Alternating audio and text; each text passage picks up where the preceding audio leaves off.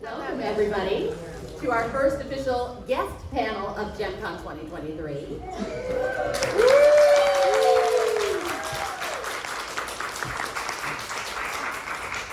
And I'm delighted to introduce you to the woman who is responsible for the box art that we spent so many years looking at posters on the walls and admiring the gorgeous artwork on the original line boxes. Please welcome Sharon Knettell.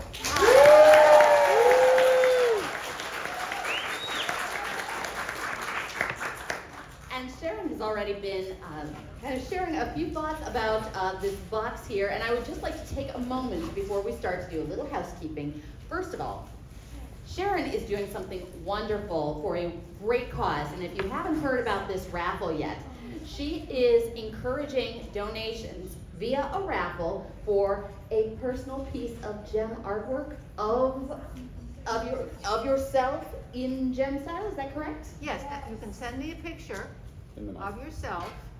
You can send me a picture of yourself taken, good clear picture, and I will do an illustration of you in a gem costume, as a gem character, or as your imaginary gem character. But something that you would like. I did that Allison DeLand. I did Allison 10 years ago, and that money is to be donated to Ukrainian animals. Okay.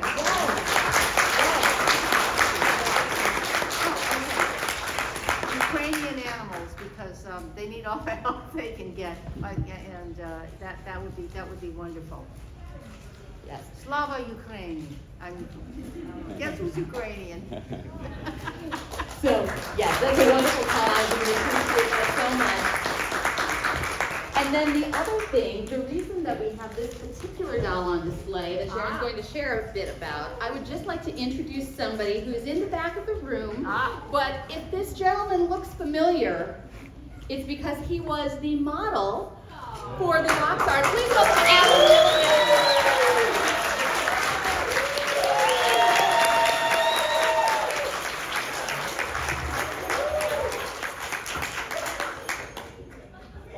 And a devastatingly handsome dude he was and is. And is. Yes, indeed. So, since this is a lovely surprise, maybe we should start with this particular piece. And the process that you used was working with live models. So, could you kind of, share how did this come to be? Well, Alan and I had worked before because I had done some male fashions for department stores. One was Stivers, I believe in Worcester, Mass. And so I got this job, and I said, "Oh, Alan, I got a project for you. You're going to be, character in this doll line." He said, "Groovy," and but before I had to get his measurements, size, height, whatever it is, and then I would get the doll clothes, the original doll clothes from Hasbro, just these tiny samples. And then I would send it to my dressmaker with the measurements of, and I try to find fabrics that went along, with it, like purple fabrics. Now, this jacket I had, there was no fabric like this. So I had somebody working for me, and she had to paint I had the jacket made up, and she painted all the stripes on it to match the stripes on the sort of the Don Johnson looking jacket. I was able to find a pair of, believe it or not, purple pants fabric. But they were all made, and then the yellow t-shirt, and then I stenciled, things were much more, they didn't so much have stencils there. I think I hand painted, or somebody hand painted that on the t-shirt. And then I put it on Alan, and we photographed it. And he didn't have purple hair in those days, but he had, we did the pom-pom. I don't know what we did, Alan. We did, the hair was all poofed, and,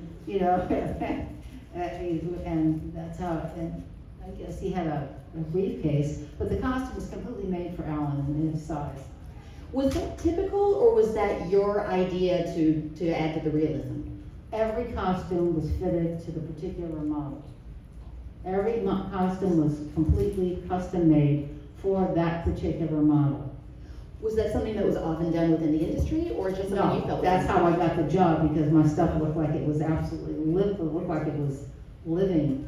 a lot of the illustrators that they sent in, I saw them, because Hasbro, I knew that Hasbro, I did a lot of work for Hasbro. So they came over and they said, gee, Sharon, can you help us out? And I said, oh, gee, thanks.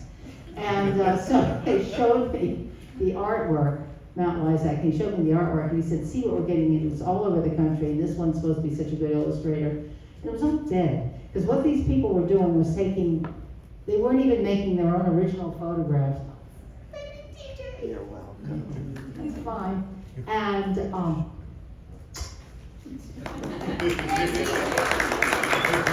they were taking photographs out of the magazine, okay, and then dumbing the clothing on the photographs from like fashion magazines, and they were just, they were, you know, like little, they were like little dolly things. And I said, has anybody seen Janis Joplin or Joan Jett?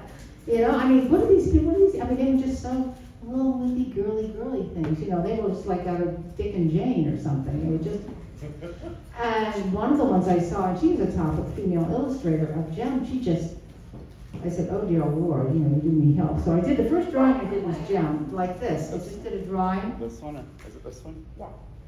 Yes, that one. And they flipped out that one like this. And they said, that's, and again, I just did the drawing, and they said, that's it. So I said, okay, Hasbro, it's going to cost you because I need professional models. I need a dressmaker. You've got to pay for the costumes, dressmaking, and the models. I said, that's no ands, ifs, or buts. So I had to hire an assistant, and she ran all over the place getting the fact. This is, you have to realize this is pre-internet. Now you can call up and get a wig. There were no wigs in those. This is 1984. There were no wigs. So I said, what am I going to do, you know, for wigs? So I found a guy, he's still around in Providence, John Bacon. And I, you know, can you make me some wigs? And he said, yes. And I remember the first wig showing up. I lived in Providence at the time. There was a circle in front of my house. And I didn't know John. I'd never met John. I'd sent a photograph or something. And I saw this guy swirling around in a little VW Beetle with this pink wig on his, you could see it. I said, no, that's the wig. So he made all the wigs. These are all the wigs. The wigs were all made. Every single wig he made. I didn't fake anything. Because, you know, like right now, you can go and get any kind of wig you want. They were not available. So he made every single wig and cut them and custom made them. So we made that. All the dresses were custom made out of fabric. And if I couldn't find the fabric, like which one? I'm trying to think of which one here is. Okay, where's the Misfits? I'll go grab one. Get your poster. There's a poster right here. Get your poster. Yeah, the poster here as well. No, you have the poster rolled up on the table also. Yeah, you have, yeah, it's a Misfit poster somewhere. Yeah, thank you. All right.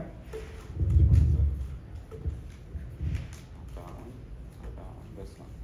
The Misfit poster. You know that. See, this outfit, I painted all the stripes on this. See these pants?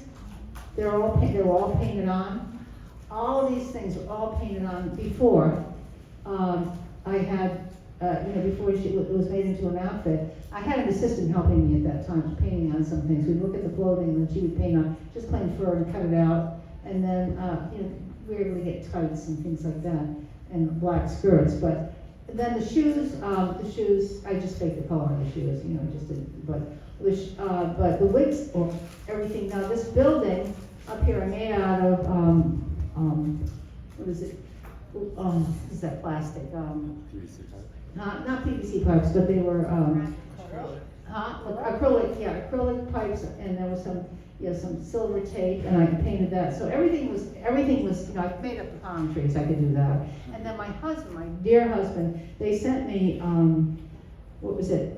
Black and white drawings of the guitars, just diagrams of the guitars, just like this. And we scaled them up, and my husband cut them out on foam core, and that's what we did. Painted those up. So everything was scaled up to size. So that and somebody told me afterwards, who was a professional musician, he said, "You got the guitar upside down." I don't know, one of them. I don't know which one. I don't know the one I said. Is it the yellow one? Yeah. Oh, okay, yeah. So sit down on the doll too. Oh, well. I didn't know that, but everything was absolutely, like the purple wig. Thank you, John Bacon. We should have had him here because so, yeah, there wasn't anything left, because once you get the girls in here, you have to get that feeling of realism, and then once you start faking it, it's just sometimes loses that spontaneity. And then, I was a young woman at the time too, and I knew what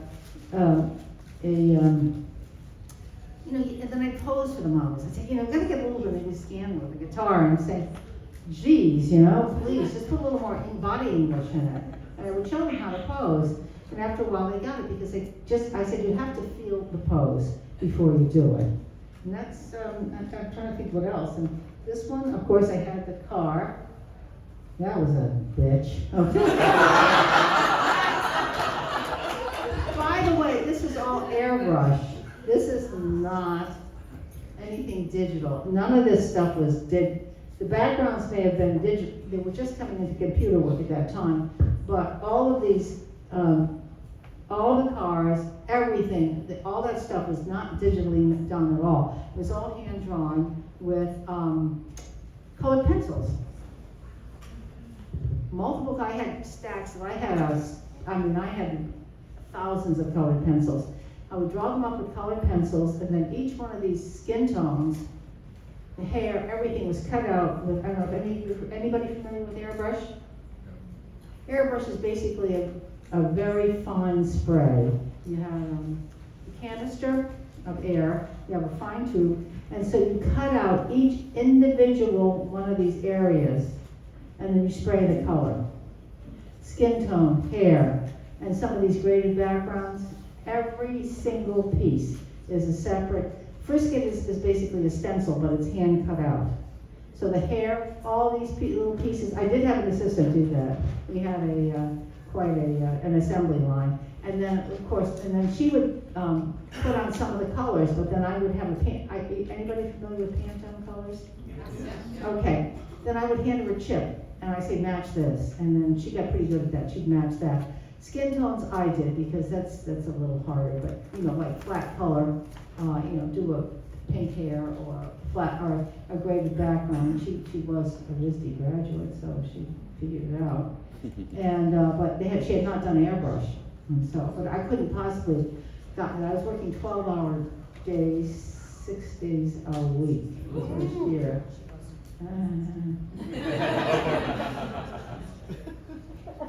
And my mother was dying. Yeah. So in the middle of it, so they're waiting for this production. There's nobody else. They figured out who can do this, because they subsequently tried to get it done more cheaply. But anyway, so I go down to my mother's funeral, and it's down in Connecticut, and they sent a bouquet of flowers, Hasbro did, and right in the middle of my mother's funeral was a hurricane. So anyway, all the lights went out. So it was, yes. So anyway, so I said, I have to go to my mother's funeral. I said, okay.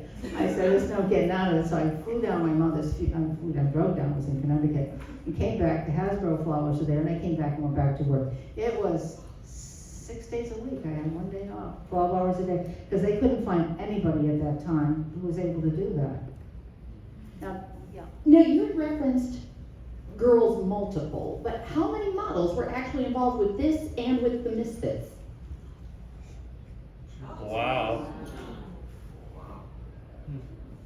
At that time, this is 1984, I'd asked for Asian and Black models at the model agencies. Well, they weren't to be had. They were not. It's not like, they just, I said, do you have any Asian models? Do you have any Black models? No, they didn't. They didn't have them. So what I did was, I had unfortunately, use one girl who had very full lips. I used her for the Asian, and I think who was Shayna, yeah, I used her. And maybe there was a third model. I'm trying to think of a third model. Basically, there's no more than 2 or 3 models for the whole thing.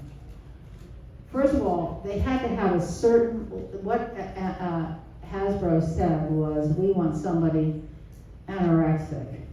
Oh. Oh, no, they were very specific. They wanted somebody, this is no body positivity time. This is not Greta Gerwig's project. No, they wanted somebody who was, they said, we want the anorex. They were very specific. So anyway, so the girls were, the models were very tall. One of them was a Patriots cheerleader. And they were the one very thin and tall, 5'10", probably 2 pounds, I don't know. They were thin. One girl worked for me 5 hours and she passed out. She was so tired. I put a bunch of outfits on her. And no, she was a good model, but she was just exhausted. And she was well paid. But it was a long day.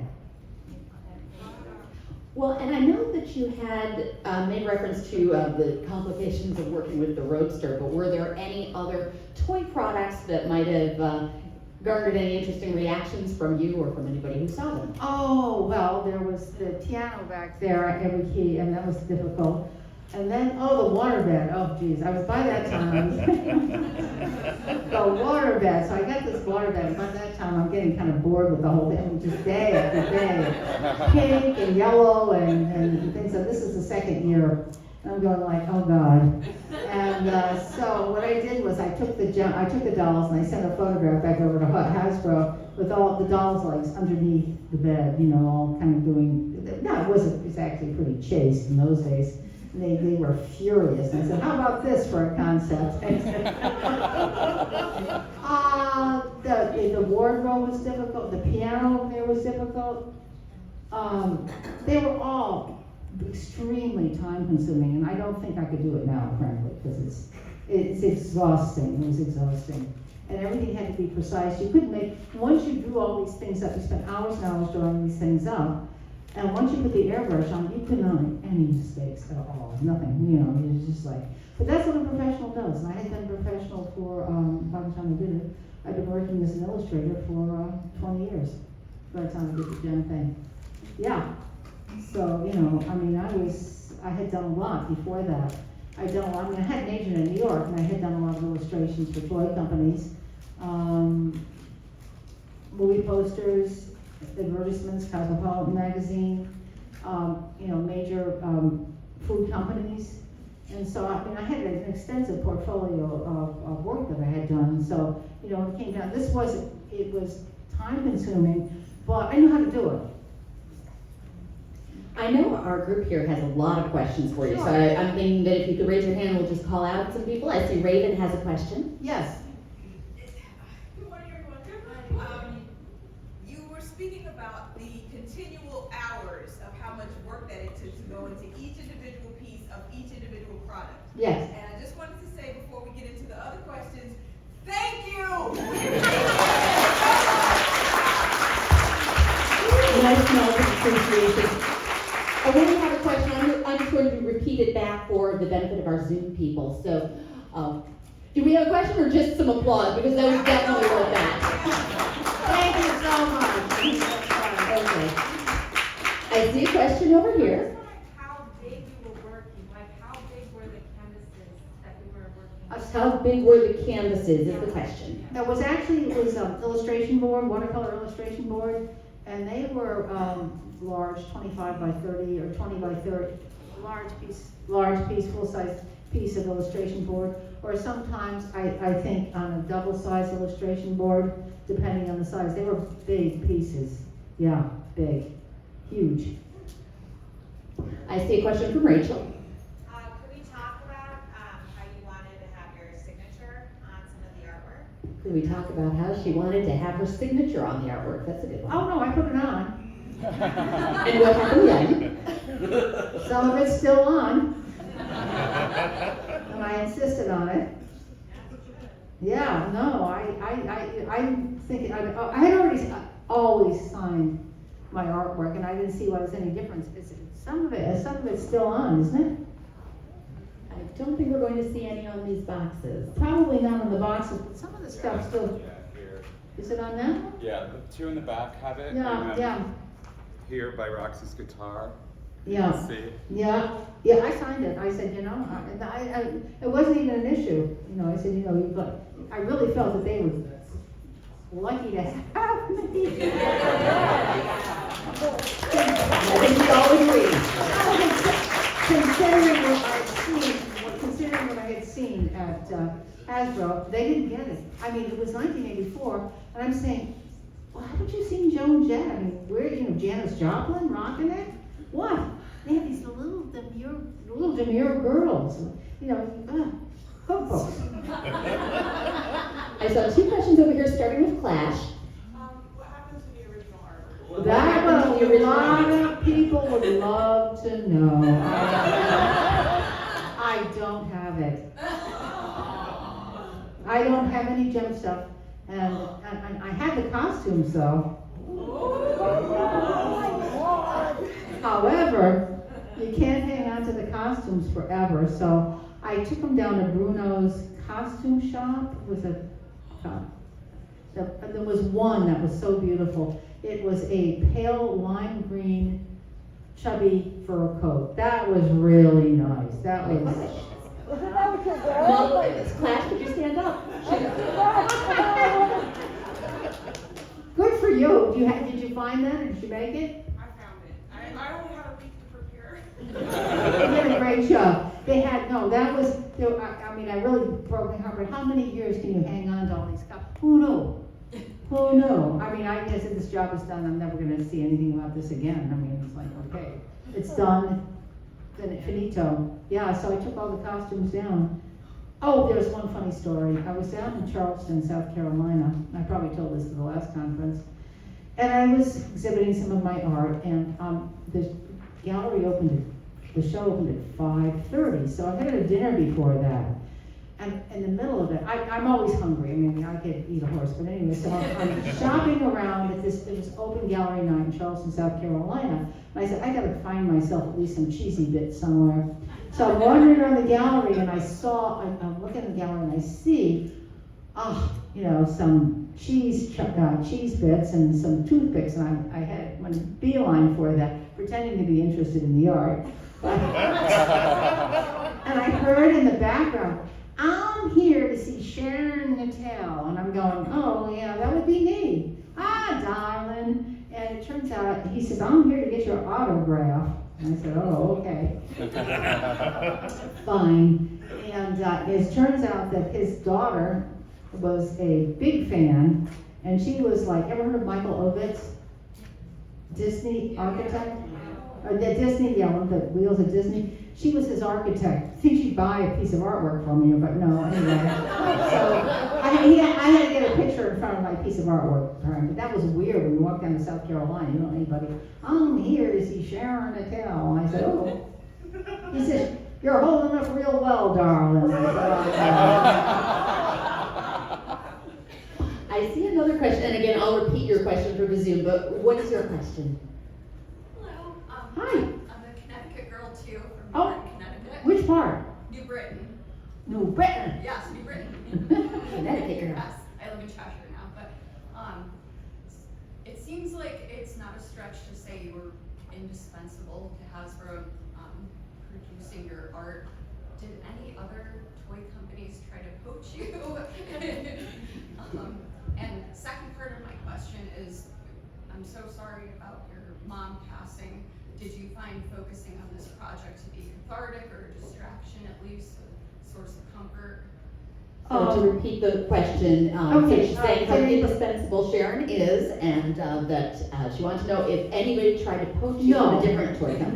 No. What happened after that is after 1986, the whole illustration industry was going digital. So a lot of stuff was going digital. I mean, I was right on the cusp. The last of the really hand-drawn illustrations.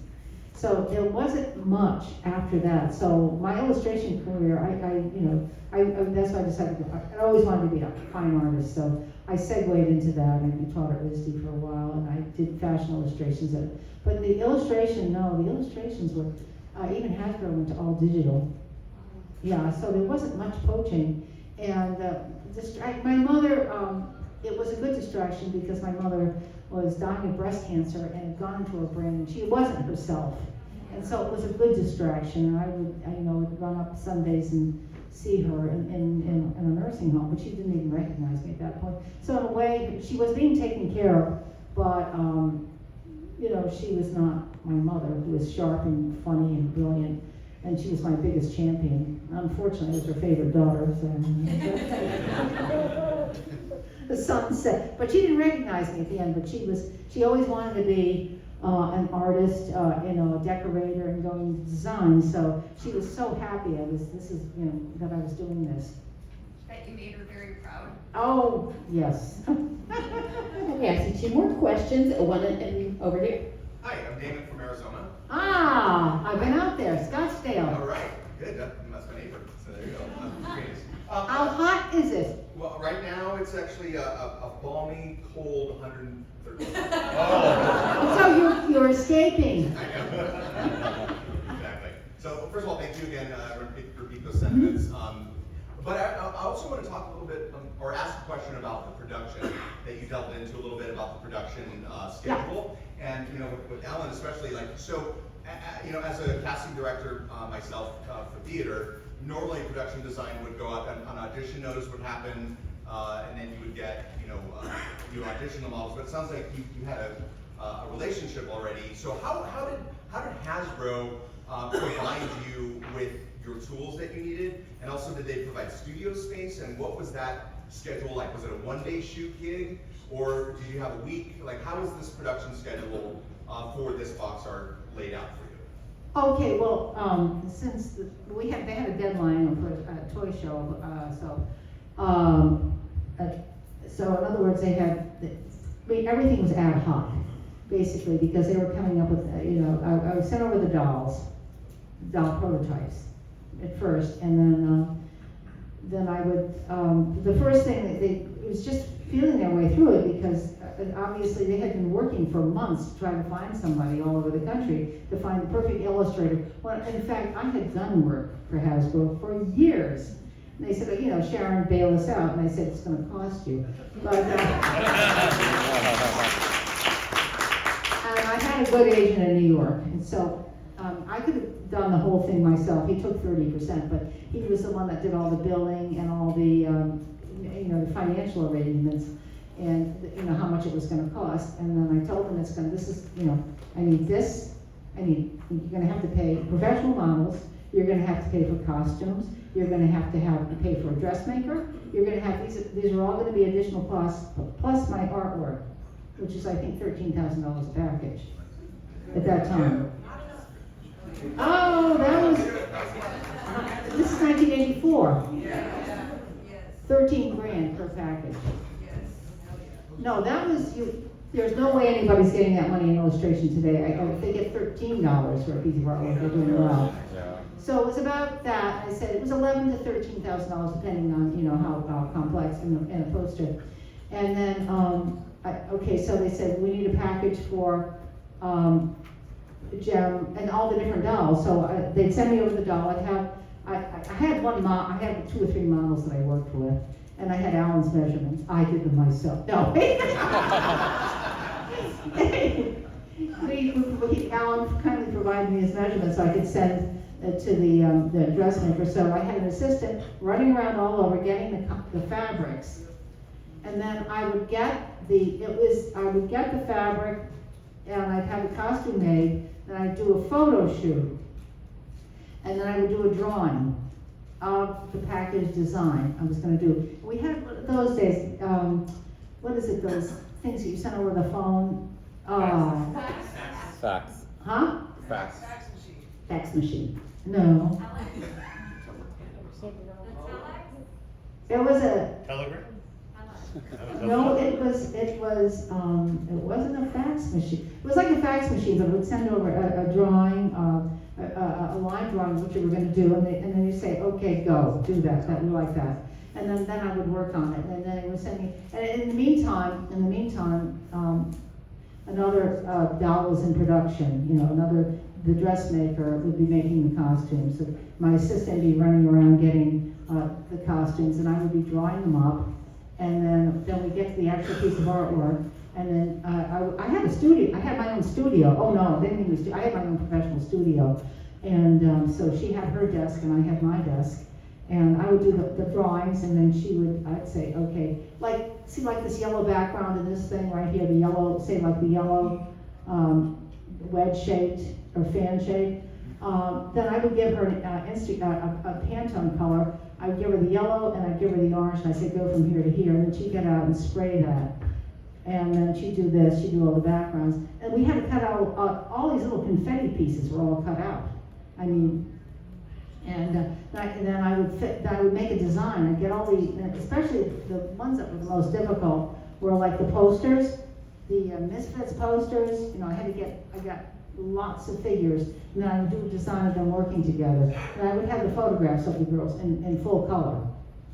And then they were all elongated too. I mean, they were not based on the actual standard human figure is 7.5 heads high. Classic figure you'll see in paintings is about 8 heads high. Fashion figures are at least 9 to 11 heads high in proportion. So I would elongate these things and exaggerate them. They weren't, believe me, they weren't exactly like the photographs. And so it was one package at a time. Yeah, and it was done in my studio from first, I lived near Blackstone Boulevard, so I do a run in the morning and come back just to keep some strength up, and then I would work all day. Thank you. I saw TJ earlier with a Oh, question. yeah, I was just gonna ask about, you had worked on Gem, and then it was over, you moved on to whatever, you were doing after that, and then at some point, people started reaching out to you, but how did that make What did you think when Yeah. people started reaching out to you and What saying, is we're crazy? famous 20 years later? I thought this is, what? It was just a job at the time, right? And now, It was a job, yeah. It was a well-paying job. I mean, you know, I call my house a house of Gemville. You know, it's pink. No, I mean, it was, yeah, I was really surprised by it. No, I made some good money when I was doing it, you know, because I did a lot of work just for 2 years. And then a friend of mine who worked for me started doing a lot of, they realized that she was a fashion illustrator, and I trained her, and so she started doing it unbeknownst to me. Thank you very much. And so, yeah, it cut into my income the second year. The third year, I guess I decided to ditch it all. I don't know why. They were doing really well. I'm sorry, I'm seeing 2 more questions. I wasn't trying to interrupt you there. But why don't we start over here? In the right, yes. Oh. So, Sharon, do you still have any of your reference photos? Do you have any reference photos? Do I can help you look. I think I have a picture of Jem with one of my cat at the time. Oh yeah, it's a lie, it's a lie. It's What? literally old Gem. Yeah, we have it online. Oh, yeah. I don't. I don't know. That was my question. Oh, same question. So we'll jump ahead, and John Henry. 2 questions. One is about like they're getting a lot of mileage out of your art because these are like things that were made this year that have the same art and on the front and back. Yeah, yeah. So they're getting a lot of mileage out of it. What do you think of that? That the art's still being used on modern stuff? Is this Hasbro stuff? It's a license, officially licensed by Hasbro. So that's your poster on the back, and Turn it around, yeah. Misfits poster on the back of this one. So Perhaps another example, I saw you had a costume. yeah, this is the costume that has. These the are all gem things since 2012. since 20. Are you serious? Yeah, they're still. So. What? I wish I had this. I wish I had this costume. You can have that one if you want. It's a small though. No, thank you. I wish I'd had this costume at the time. Do you know how hard it was to find sure, this yeah. fabric? It was, okay, not the internet. I came in, you know, I didn't want to do anything with my internet at all. You know, computers killed my business. So anyway, I didn't really get on the computer until 1999, and I'm glad because I started working at RISD and I had to do a syllabus, so that was fun. The Misfits ended up on the t-shirt too. Yeah, the Misfits were there. That's this year. Where did that come from? The same people that made the small balls are. Yeah. Do you think that, I was thinking since I'm trying to think, the Barbie movie, has this sort of spurred another interest in Jem? We've been here the whole time. And my husband keeps telling me, well, much money I made. Did you think you could do some more gem stuff? I said,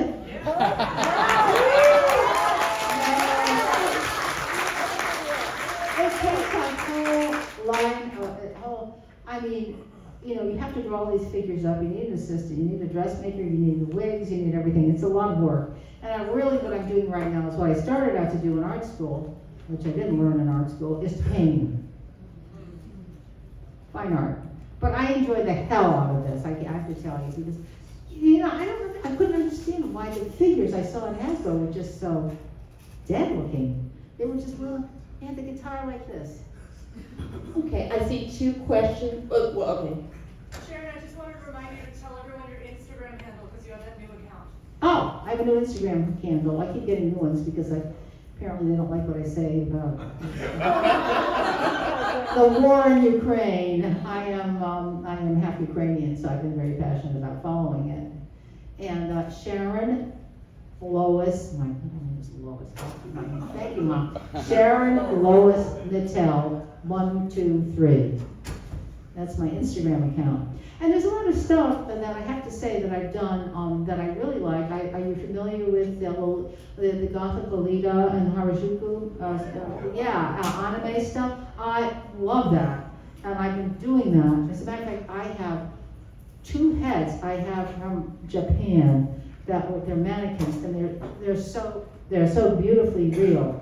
And I've always liked the Harajuku, and I've incorporated that into some of the work that I've done for myself. Anybody? Yes, I see a question from Twiggy first. I just wanted to know, out of all of your gem artwork, is there one that's your favorite that you're the most proud of, and what is its normal? Out of all of her gem artworks, what is her favorite and why is it Stormer since we go on the Blu-ray? Well, actually, I'm sorry, it's not. Oh, yes, it's the poster I did of the Misfits. That is my favorite piece of artwork. That I thought was, it just, because I could get really mean on that one.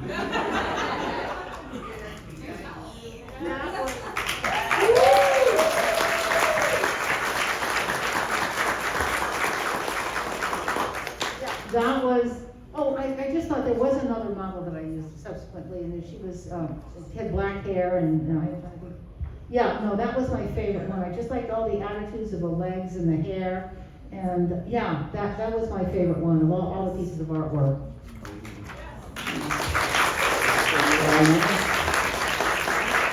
I saw a question back here. I just have a quick question. Were you considered an employee of Hasbro or an independent contractor? Totally independent contractor. I had an independent agent I had an independent agent in New York. I had an agent in New York. I did all my work, even though I was in Rhode Island, I had an agent in New York, and I had worked all over the country for different advertising agencies and clients, magazines, and he was the one that was handling all the business aspects of it, the billing and everything else, and it was through him. But they came to me. I could have done it all by myself, but I don't think I could have kept up with the billing and everything else. And I said, Jerry, I said, it's finished, bill it. Hasbro, what they paid. John Henry with another question? Yeah, I just wanted you to talk about like the box art, because you didn't do all the box art for the fashions, and I just wanted you to talk about the differences between like this work and your work, as far as like how you can tell they're not yours. I can tell because I just dummied up the artwork on poses. And,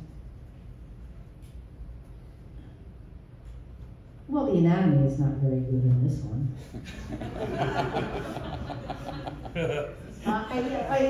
It's just not, it's mimicking mine, and, there's some people that can draw, but there's, the difference between actually getting it and, Look at the other side. The other side of the bunch, yeah. Yeah, I mean, it's more cartoony. I think it's more cartoony. I mean, it's not, my stuff is, it's verging on cartoony, but it's, Spicy, I heard. A good description. And I see a question from Rachel as well. Question for Sharon, did you get any feedback at the time into how the products were selling or doing at shelf? Well, you know, it's really funny. I knew Maureen was one of the toy designers, and she lived near me. And went to the parties, and they were all excited. They worked their butts off on this thing. And the first year, it seemed to go really well. And the second year, they were getting very discouraged and cutting back. I don't know why, because it sold very well. Is it still on? It sold very well the first year. And the second year, they felt that they weren't making enough of a dent into, you know, Barbie.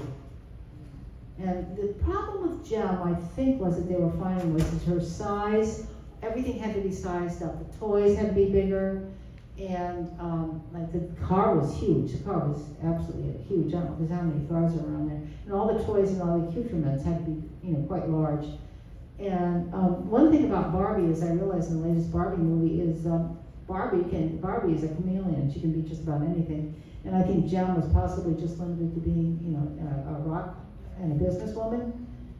And maybe if they had come out with Jem more worldly, I don't know. It was a good idea at the time, but for some reason, it just didn't fly for Hasbro. I don't know if they pushed it a couple more years, what would have happened? There's something very iconic, it's very easily identifiable, and I believe you had a hand in it. So as we look at these, we see the fans that you were talking about, but I think the palm trees are very iconic to the packaging also. Could you speak to where that came from? Okay, they had an idea that they wanted the fans, okay? And no, they wanted day glow look. And they showed them what the background was. And so, no, I came up with the fans because I thought it was sort of, well, let me tell you, I had an Erte magazine. He's a designer, illustrator in the 1930s, and he was on the cover of Vogue magazine. Anybody familiar with Erte? Well, that's Erte. Okay? And that's where I got the idea for the fans and the palm trees. I happened to, one of my favorite places to go is to secondhand bookstores. They're wonderful. And so I had these Erte magazines, and I said, oh, what a great way. That you know, I said, so I copped it from Erte. To be honest. Well, and Liz just brought something over. Now, this is not official. This is inspired by, we'll call it. But very directly inspired by, I would say. And they even did art instead of a photo for the doll, but it's obviously not the same level of work. So I'd like to know, what do you think of this? Yeah, it's a commercial. This is the Creata Rockstar, and it was specifically made for Jem, and then they claimed that Jem, Kimber, and Shayna are trademarks of Creata International. Are they? No, they're Hasbro, so we don't know about that, but they did art for each of the fashions. They did 6 of them, and then the package is clearly very closely modeled. Oh, yeah.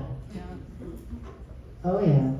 So this is made in, That was made in like 1986. 1986? Yeah, it was contemporary with Jem. Oh, so they copped it from Yeah. way back then? Yeah. Oh, that's wild. I'm surprised Hasbro didn't sue them. I'm wondering if there was some business relationship between them, because it's just weird. Oh, I've never seen that. Yeah, that's my collecting specialty. Oh, that's interesting. You never know what this has spawned. I mean, there's a dentist that still follows me from, I think it's Argentina. Oh, Felipe. Oh, Felipe, yes.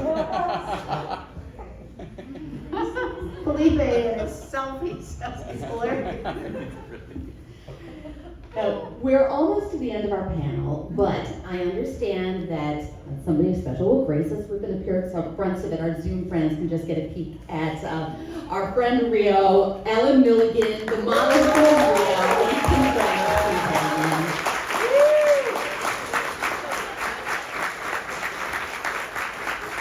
And Alan will stick around for about 10 minutes afterwards. He's still handsome, isn't he? He is. They'll be able to see you. Okay, Zoom folks, you can see Alan. There he is, Rio. Would you? Oh, yeah. Look at that.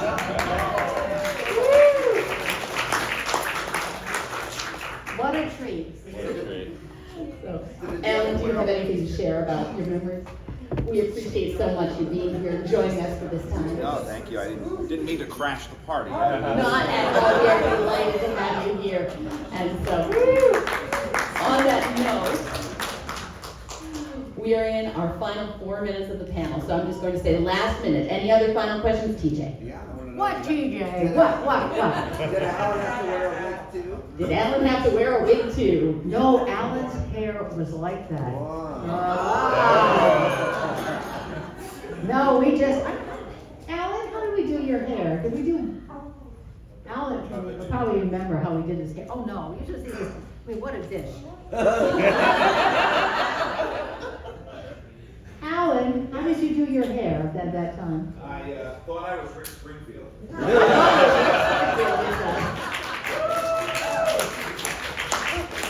So I had big hair to begin with. Yeah, okay. And Sharon poofed it up, and sorry, you can't, I'm not protected. So I had big hair. It was the 80s. We all had to have big hair. That was part of the 80s. And Sharon poofed it up, and that is my actual hair. That's exactly how it looked. Yeah. The color wasn't purple, but that was it. It was identical to what she took as a picture and how she illustrated that. How I met Sharon was I was working for her for some other accounts that she had where she was doing some illustrating, and I was just a local model and trying to pay for college. And that's how we met, and the rest was history, as they say, right? And wasn't I wonderful to work for? You were.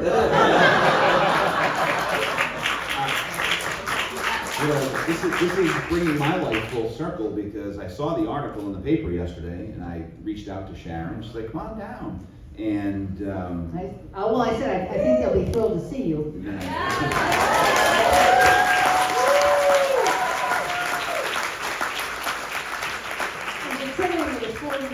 Look at them.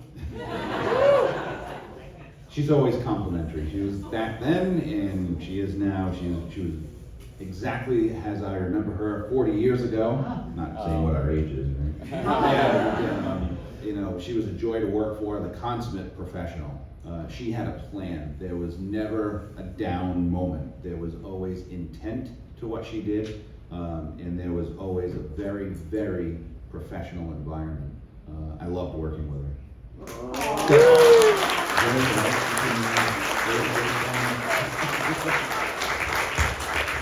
Alan, if you just stay here for a moment, and Sharon, can we give them both, please, a big round of applause?